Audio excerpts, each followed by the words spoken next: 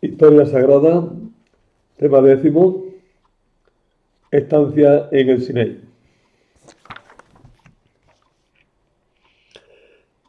En el plan que tenía hecho, eh, todo el camino del desierto iba en un solo tema.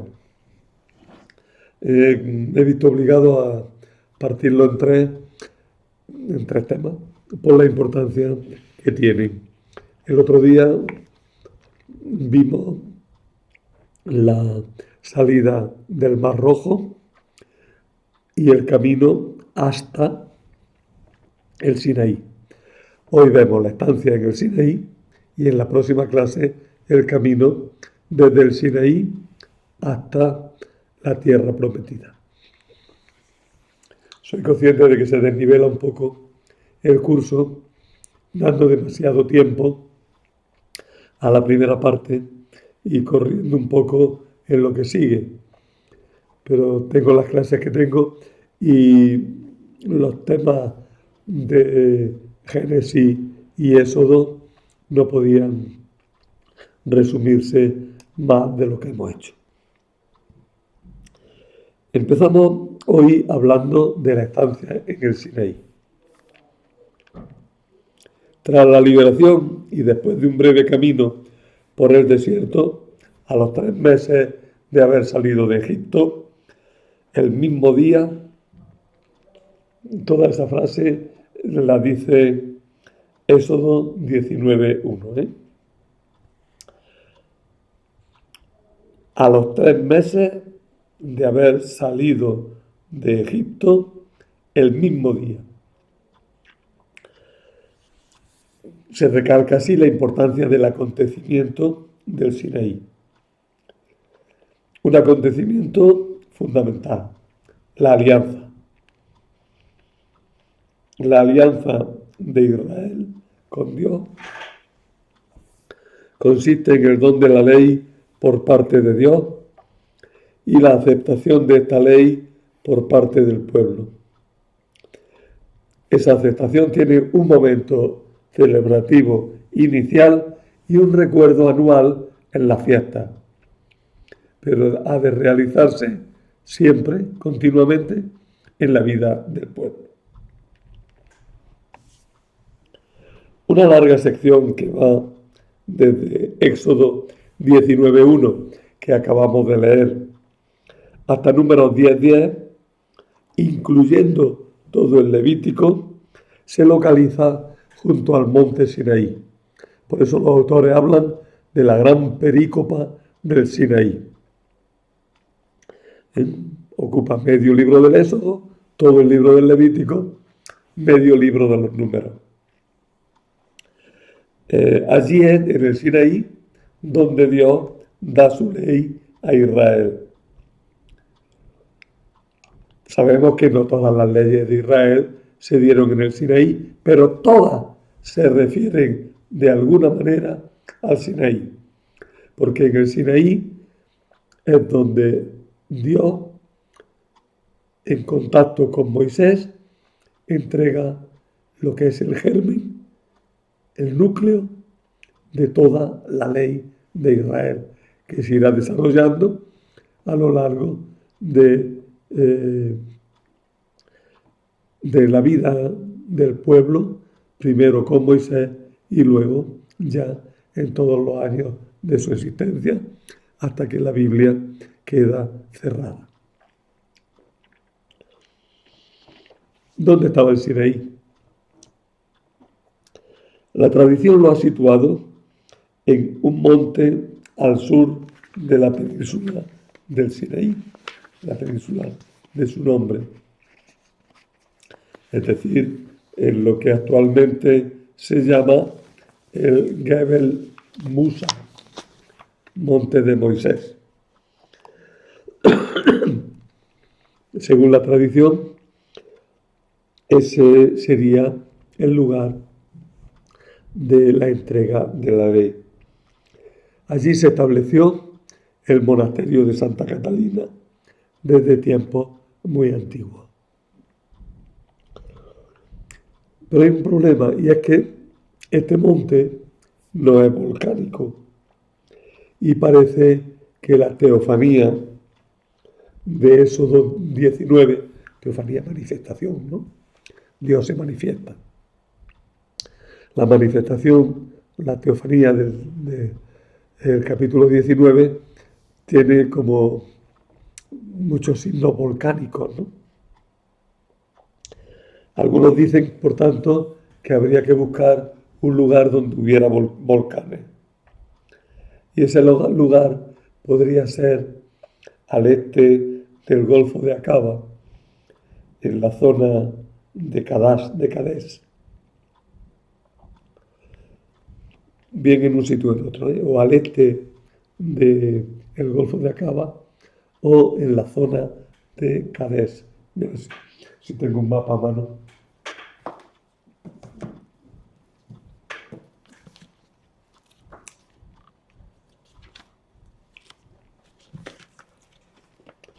Mira, la Biblia de Jerusalén tiene este mapa, ¿verdad? Esta es la península del Sinaí. A la derecha tenéis el Golfo de Aqaba. Partiéndola por medio, para que os situéis, pone Badet el Tin, y abajo, en la parte central, en el sur de la península, pone Jebel Musa, Sinaí. Ese es el lugar tradicional. Pero algunos dicen que estaría más bien al este de la península del Golfo de Aqaba. Por ahí, por donde pone Elat, o más al sur. Y otros, sin embargo, dicen que estaría en la zona de Cadés, donde pone Amalek, desierto de Sí. Por ahí ponen algunos el lugar del Sinaí.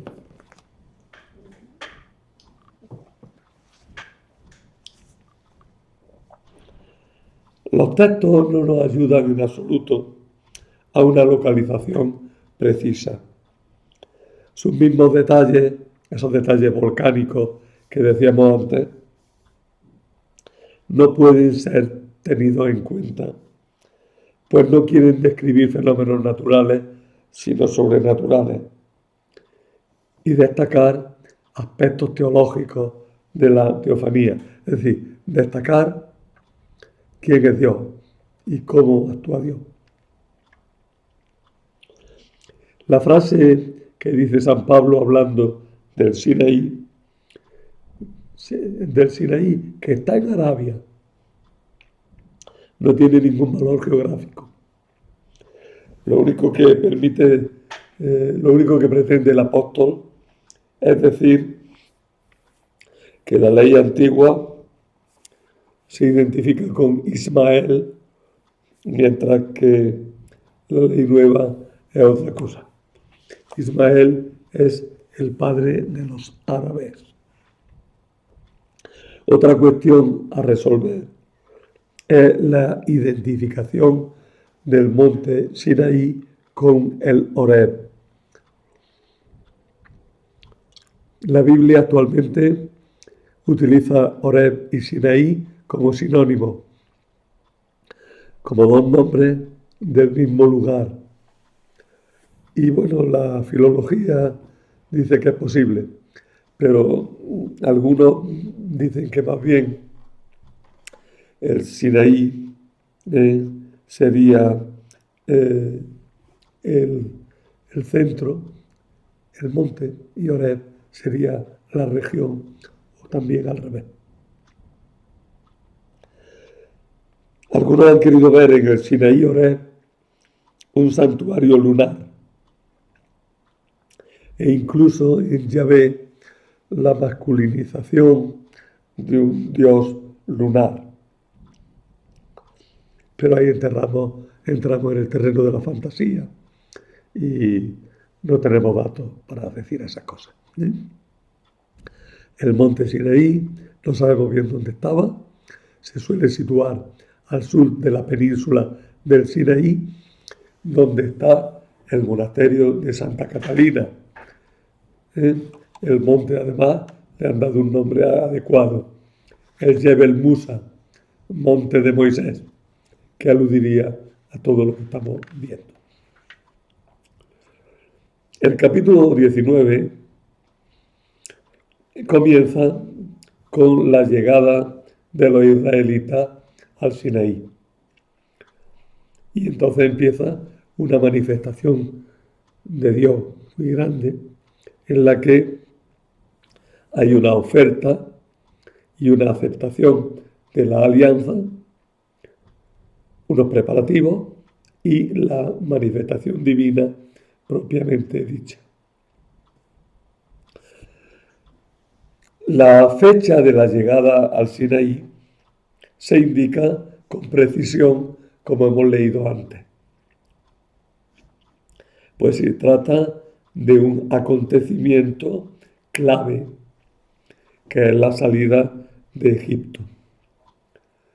El momento es solemne y muy importante. En el Sinaí, Israel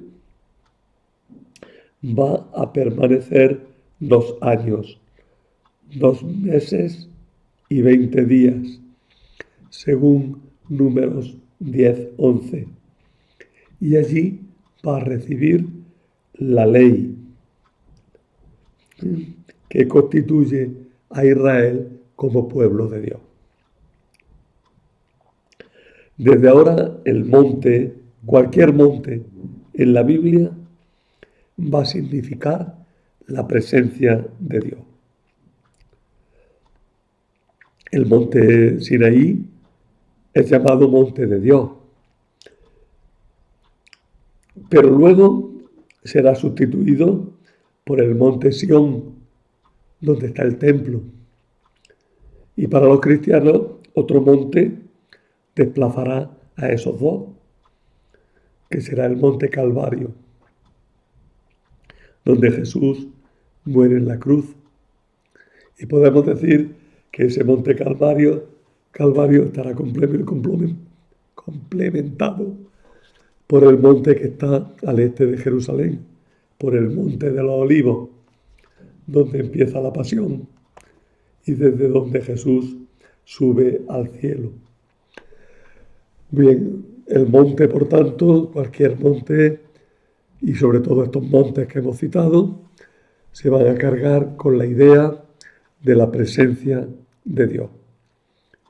De hecho, todos los pueblos, todas las localidades en Israel van a tener, antes de que se constituyera el templo como único lugar de la adoración de Dios, van a tener a la salida alguna colina donde establecen un santuario. La reforma de Josías acabará con esos santuarios, al menos idealmente, y dejará solo al monte Sinaí como monte de Dios.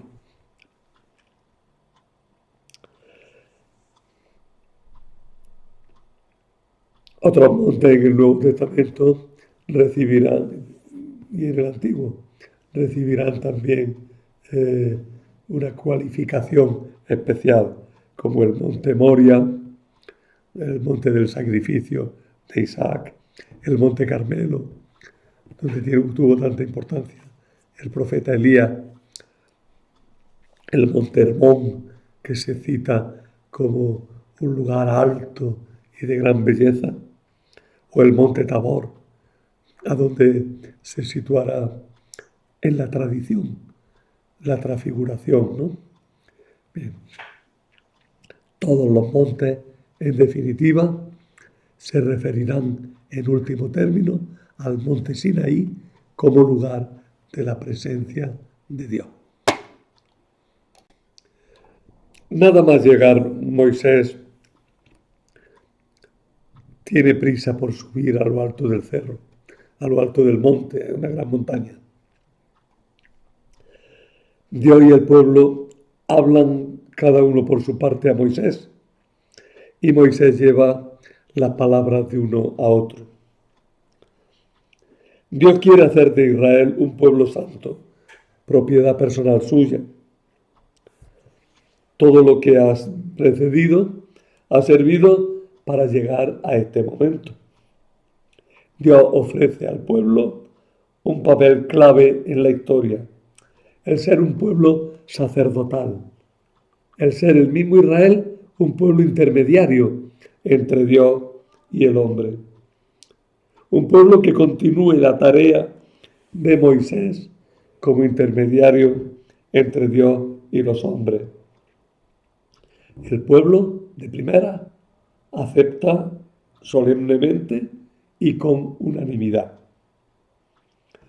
Pero ojo, los cristianos tenemos que leer esto sabiendo que Cristo es más grande que Moisés y que en Cristo la Iglesia cumple lo que en Israel se realizaba solo en figura.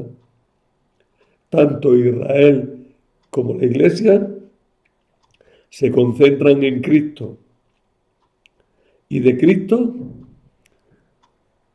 es de donde nace la capacidad de Israel para ser preparación y la capacidad de la Iglesia para ser continuidad y plenitud de lo realizado en él, en Cristo.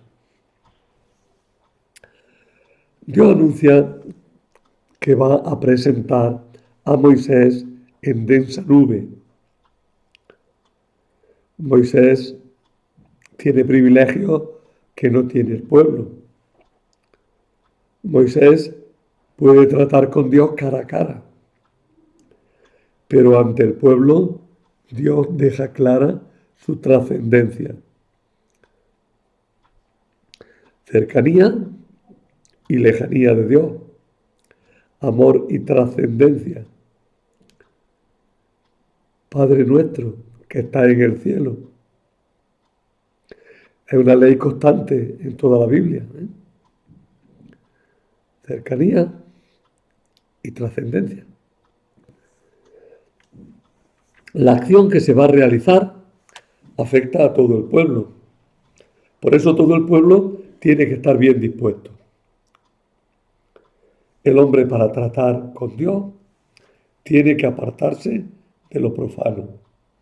Tiene que liberarse de lo que lo distancia de Dios.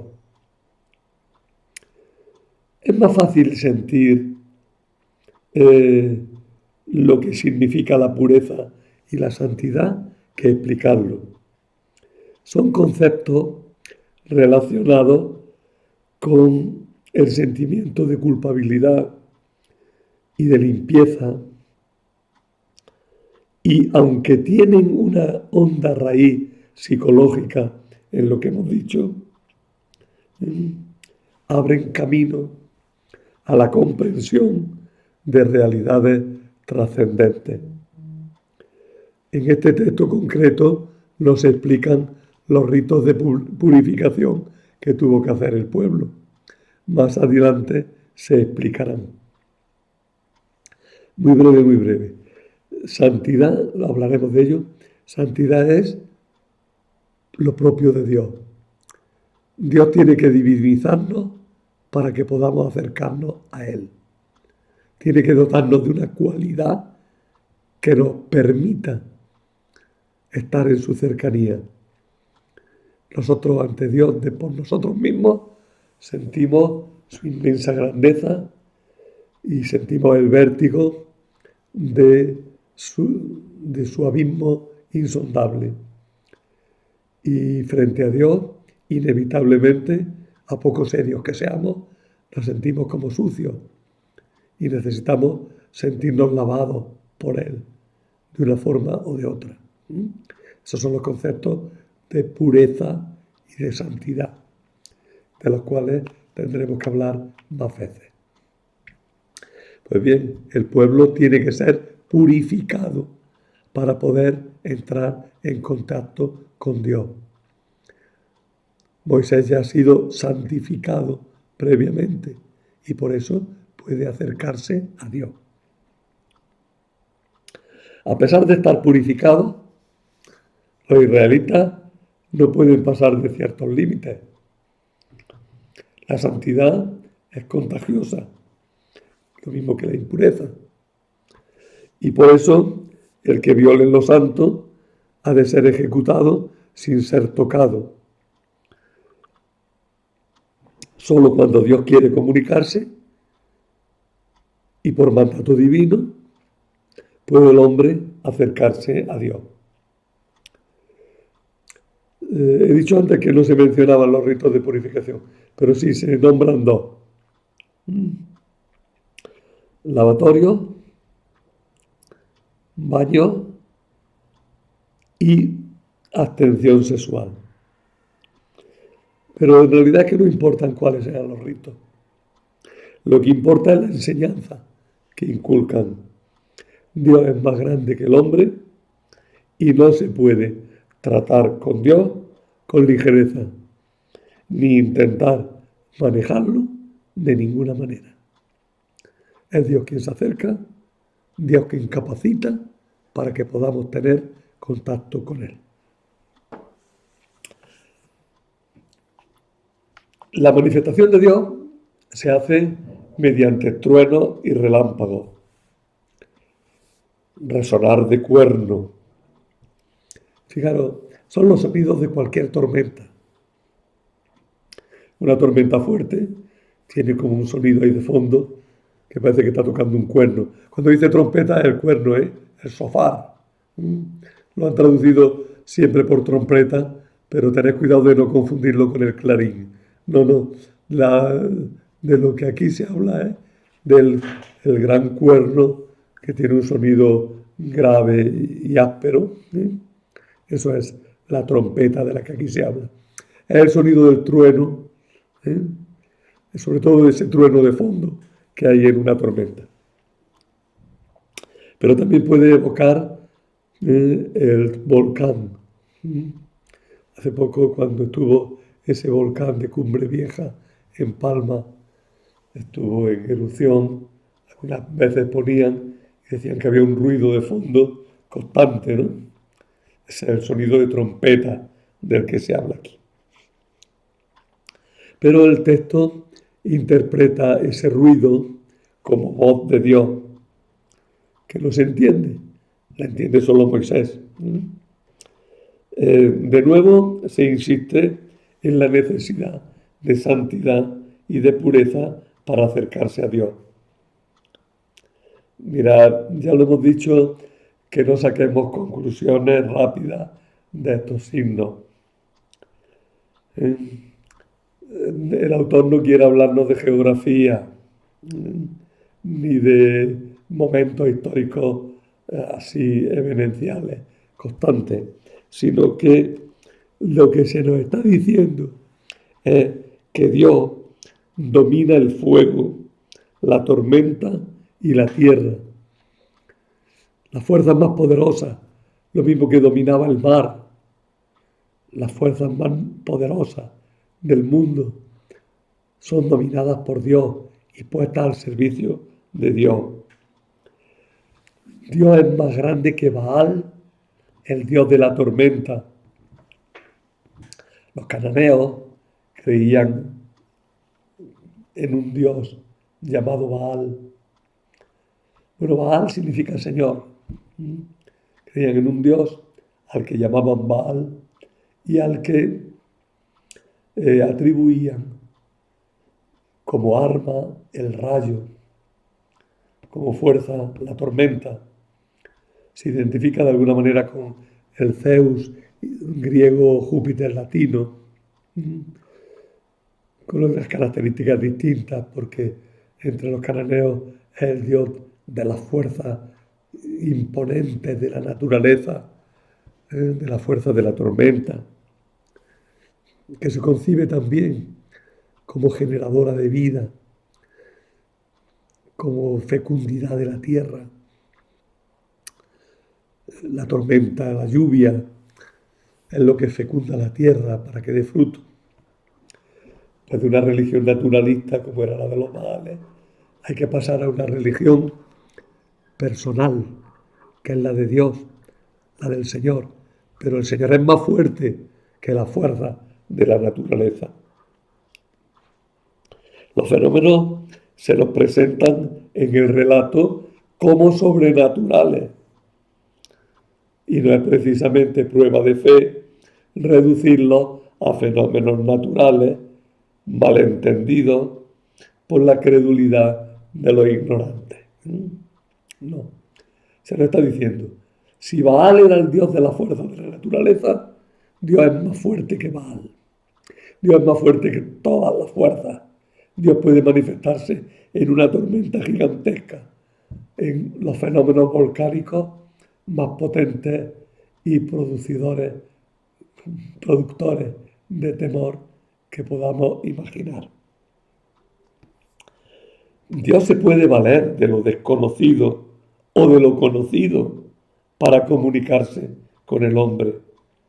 Pero en la Biblia lo que importa no es la materialidad del acontecimiento, sino la capacidad que tiene ese acontecimiento de trasladarnos al ámbito del encuentro con Dios. De una forma muy pedestre, muy sencilla, muy sencilla. Aquí se nos está hablando de que Dios quiso comunicarse con su pueblo por medio de Moisés y por medio de aquel pueblo, por medio de Cristo, que sintetiza a aquel pueblo, quiere comunicarse con nosotros. Y ahí, en ese ambiente que hemos descrito, viene la introducción al decálogo. Y esa introducción al decálogo hace que se pierdan otras palabras atribuidas a Moisés en nombre de Dios que estaban en relatos antiguos y que cuando se recopilaron estos relatos y se introdujo la presentación del decálogo, pues se han perdido algunas palabras de aquellos relatos. Pero no importa, lo que Dios quiere comunicarnos es lo que tenemos ahora, no lo que se dijera en otro momento en relatos previos. Salvo estas palabras perdidas, el texto continúa bien en 2028 después del decálogo. Es decir, había un relato y en medio de ese relato se metió el decálogo. Porque todo ese relato servía muy bien para enmarcar el decálogo. Todo el capítulo 19 de Éxodo es una introducción al decálogo.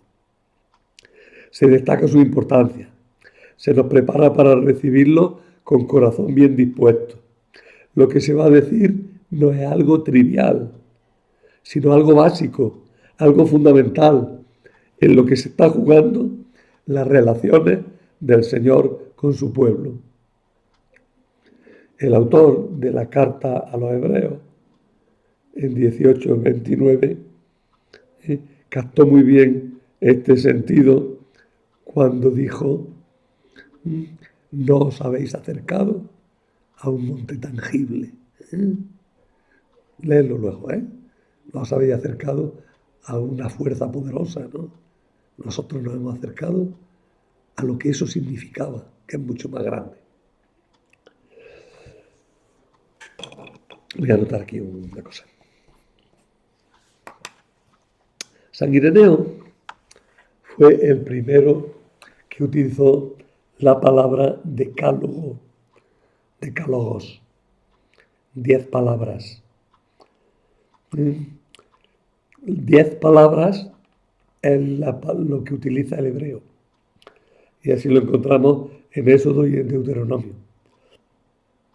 Pero decálogos, que es una palabra griega, que es asumida sin más por el latín y por el castellano, se refiere a lo que en hebreo se dice simplemente 10 palabras,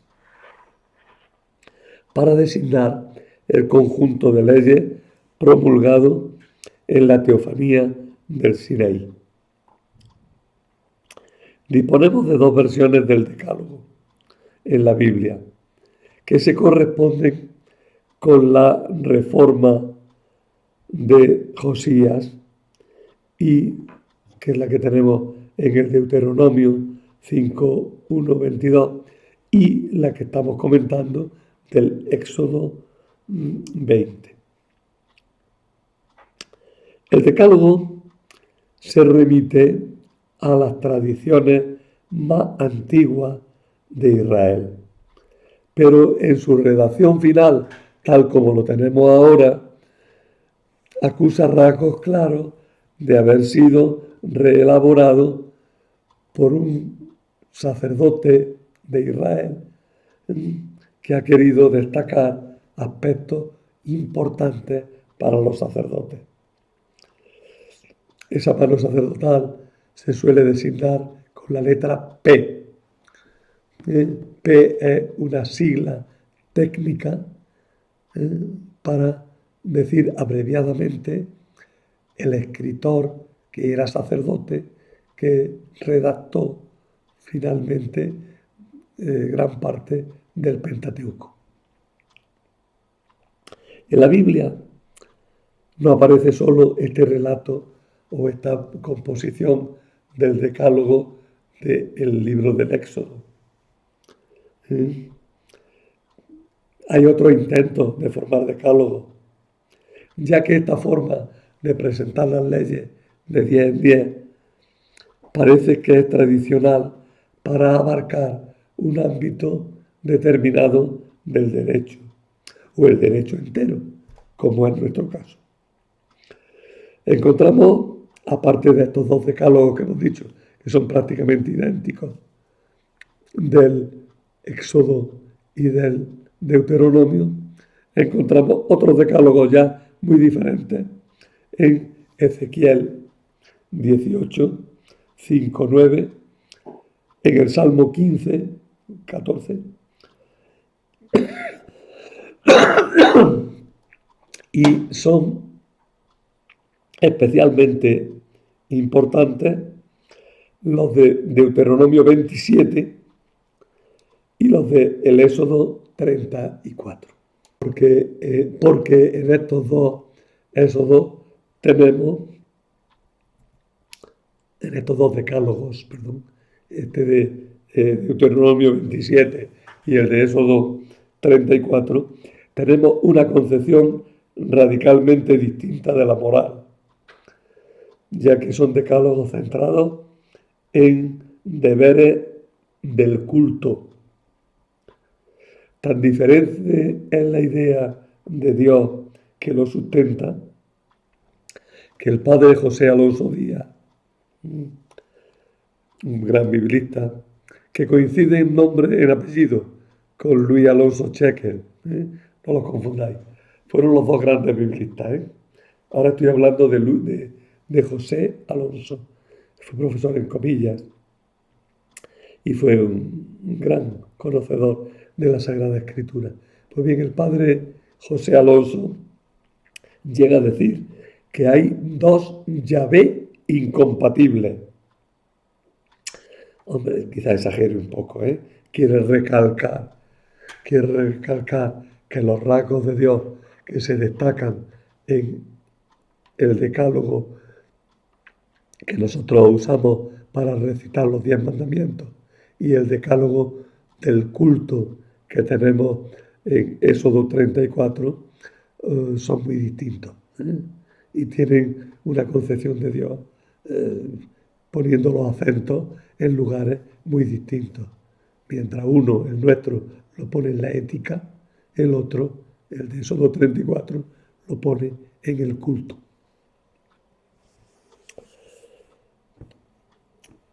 Todo el Pentateuco es ley, en el sentido de que es escritura constituyente. Es ley de la vida interna y de las relaciones del pueblo de Israel, tanto con Dios como con los demás pueblos, como ya digo, relaciones internas del pueblo. Pero podemos distinguir el hilo narrativo de los cuerpos puramente legales. Es decir, hay un relato en el que se insertan unas leyes. Muchos se han preguntado, ¿por qué hay relatos y leyes? ¿Por qué van mezclados? Yo contesto, porque los relatos son ley, es decir, son constituyentes, ¿eh? Muestran quién es Israel y cuáles son sus relaciones internas con los demás pueblos y con Dios. Otro ejemplo muy rápido, si tenemos un relato que cuenta la compra de la cueva de Macpelá por parte de Abraham, eso tiene mucha importancia legal, porque es la base jurídica por la cual los israelitas pueden considerarse ciudadanos de Canaán. Dios les está dando la tierra. Es como la escritura. Lo que nosotros tenemos en una escritura de compraventa o en una escritura de dominio, de posesión, ¿verdad? Para ellos es el relato. Nosotros un papel, para ellos es un relato. Bueno, pues aunque todo el Pentateuco es ley constituyente, para hablar y para explicar podemos distinguir entre el hilo narrativo y las leyes concretas de Israel. Ya hemos visto en los temas anteriores el hilo narrativo, en el que hemos incluido, o estamos incluyendo mejor, la lectura del Decálogo, y ahora nos tendríamos que fijar también en otros cuerpos legales que constituyen la parte más amplia del Pentateuco. Muchas leyes vienen indisolublemente unidas a los relatos, sobre todo en el libro de los Números. Ahora no podemos ocuparnos de todas las leyes, y mucho menos de su estudio pormenorizado. Baste decir alguna cosita, como ya hemos insinuado, del Decálogo, y ahora diremos algo más, al final diremos algo más, explicando un poquitín por qué se lee de distinta manera en los distintos grupos que lo reconocen como palabra de Dios. Y vamos a decir ahora algo también sobre los cuerpos legales de la gran perícopa del Sinaí. Tenemos tres grandes códigos. El código de la alianza, que abarca Éxodo 20, 21 a 23, 19. La ley del santuario, que ocupa Éxodo 24, 12 a 31, 12, 18, y además Éxodo 35, 40. Y tenemos también la ley de santidad, que está en el libro de los Números. Por tanto, tres códigos principales. Código de la alianza, precedido, anterior, que es más antiguo que el código deuteronómico, y el código deuteronómico, que es anterior a la ley de santidad. Tres grandes códigos: alianza, deuteronómico y de la santidad. El código de la alianza supone una sociedad de clanes, de tribus, donde los jefes de tribu pueden solucionar muchos conflictos. Y hay una cierta capacidad de moverse de un lado para otro. El código deuteronómico implica ya la centralización del culto en Jerusalén y la centralización allí también de la justicia. La familia numerosa, amplísima, cede su lugar a una familia más restringida. Y además el Deuteronomio tiende a juntarlo todo, a crear unidad. Por último, la ley de santidad, que se concentra y se escribe después del Deuteronomio, después de la vuelta del destierro, insiste en la idea de un pueblo santo o separado de las otras naciones. En el Levítico tenemos el gran cuerpo referente al culto, y ahí está el conjunto de leyes que se suele llamar ley de santidad. Aunque el libro de los números contiene numerosas leyes y algunas de ellas son muy importantes, no se suele hablar de código del libro de los números. Son leyes sueltas que se encuentran en ese libro. Y hablando del código deuteronómico, el código que está en el Deuteronomio, tenemos que decir que ocupa la parte central del libro, desde el capítulo 12 al 26. No me da tiempo de escribir hablando esos códigos, pero los tenéis en los apuntes un poco explicados. Por tanto, tenemos los códigos del libro del Éxodo, principalmente el código de la alianza, acompañado por el código cultural, por el código del santuario. Ese es el primero, el grande, ¿no? El código de la alianza. Le sigue el código del Deuteronomio, que está en el libro del Deuteronomio. Y le sigue el código de santidad, que está en el libro del Levítico. Los tres grandes, ¿verdad? Pero el orden de estar escrito cambia un poquillo, porque el deuteronómico se desplaza al final. En la Biblia vamos a encontrar alianza, santidad y el Deuteronomio. Pero históricamente fueron alianza, Deuteronomio, santidad. ¿Es lo que me he explicado? Vale. Quería decir, y me queda poco para ello, hablar un poquitín de lo que tenéis en los materiales complementarios. Los 10 mandamientos forman un bloque que se puede cortar de diversas maneras. Como hay que mantener que son las 10 palabras, son 10 mandamientos, los cortes se harán en puntos distintos según le demos más importancia a unos temas que a otros. Podemos hablar de que hay 3 formas de cortar los mandamientos.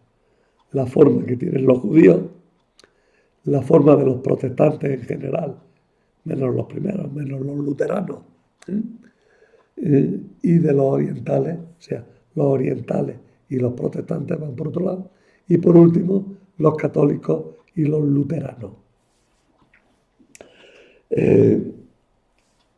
Esos cortes os los he expresado lo mejor que he podido, poniendo en paralelo 3 veces el mismo texto con los cortes distintos en su sitio. Podréis observar que los judíos y los protestantes y los orientales y los católicos admitimos que hay una primera parte casi igual, ¿no? Yo soy el Señor tu Dios, que te saqué de la tierra de Egipto, de la casa de la esclavitud. Los protestantes y los orientales añaden, no tendrás otros dioses frente a mí. Y los católicos y los luteranos le añadimos todo lo referente a las imágenes. Pero los judíos y los protestantes, la parte de las imágenes, la desgajan como segundo mandamiento y hace ya que todos los mandamientos estén descompensados. Lo que nosotros llamamos segundo, ellos lo llaman tercero, lo que nosotros llamamos tercero, ellos lo llaman cuarto, etc. Pero para que al final puedan coincidir las cosas, los católicos y los luteranos, tenemos que dividir la última parte en 2. No desearás la mujer de tu prójimo y no desearás los bienes ajenos. Mientras que los otros lo unen en 2. Si os fijáis bien en capítulo, ¿verdad? Veréis bien cómo hemos dividido. Creo que está bastante claro. El número indica el número que le dan cada grupo a ese mandamiento. ¿Para qué sirve? Para que no te digan los adventistas que nosotros hemos cambiado los mandamientos. No los hemos cambiado. Los contamos de una manera distinta. Y ya está. ¿Eh? Y esa es nuestra tradición catequética.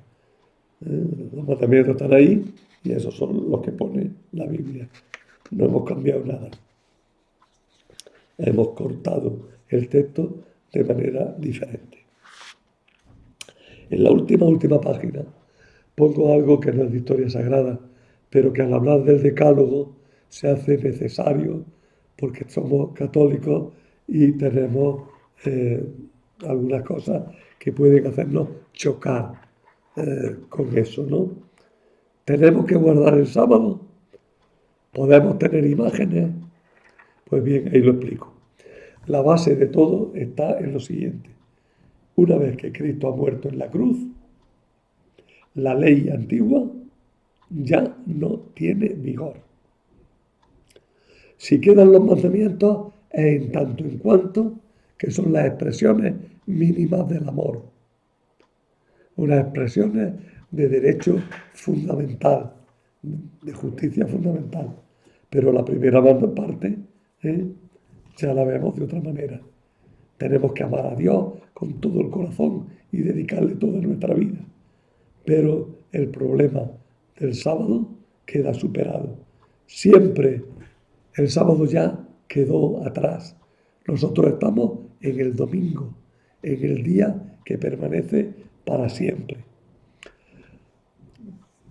Los cristianos superamos el sábado. No estamos obligados por el sábado. Siempre es domingo, siempre es nueva creación. Jesús dijo, mi Padre trabaja y yo sigo trabajando. Y nosotros seguimos actuando en la nueva creación de Jesucristo. Todo esto, el que quiera profundizarlo, hay un texto muy bonito donde se puede profundizar, que fue una carta, una encíclica que escribió San Juan Pablo II dedicada al domingo. Se llama Dies Domini. Y es muy bonita. La podéis encontrar con facilidad en la web del Vaticano. Como casi todos los documentos pontificios importantes. Esta carta del Papa Juan Pablo II sobre el domingo es un poquitín difícil de leer, pero es muy bonita y nos ayuda a entender muy bien por qué hemos pasado del sábado al domingo. Aunque el domingo no es exactamente lo que era el sábado. El sábado se entendía como descanso y el domingo se entiende como creación plena y definitiva. Son dos cosas distintas. Sábado es el último día, el domingo es el primer día. Hay matices muy fuertes de diferencia. Y en cuanto a las imágenes, el principio fundamental es el mismo. La ley antigua ya está superada. A Dios no se le puede representar con imágenes porque Dios es trascendente, va más allá de nuestra idea. Ahora bien, una vez que Él se ha representado a sí mismo en Jesucristo, tenemos la imagen perfecta de Dios como un hombre que es Cristo. Nosotros podemos también representar a Dios con imágenes, sabiendo que la imagen es representación y no es Dios. La imagen nos lleva a Dios, no es ella en sí mismo Dios. Es verdad que hay un peligro, a veces puede haber un peligro de que exageremos demasiado la imagen, pero cualquier cristiano sabe que la imagen es imagen y Dios está mucho más allá de todo eso. No confundimos la imagen. Ya aquel cuento un poco impío, porque iba en contra de las imágenes, pero al final nos recuerda que la gente sabe muy bien de qué va la cosa. Es la de aquel escultor eh, que había usado una rama de ciruelo para hacer una imagen. Y cuando se ponía delante de la imagen, le decía, que te conozco, ciruelo. Bueno, es verdad. Sabemos que es ciruelo, sabemos que es madera, sabemos que es mármol o que es lo que sea. Sabemos que es imagen. Dios está más allá de todo eso. Y en cuanto a los santos, pues los santos los representamos como fotografías de los santos, para que lo entendamos. Y los santos junto con Cristo son intercesores ante Dios por nosotros. Leed lo que yo he puesto, que os puede servir de ayuda. Nada,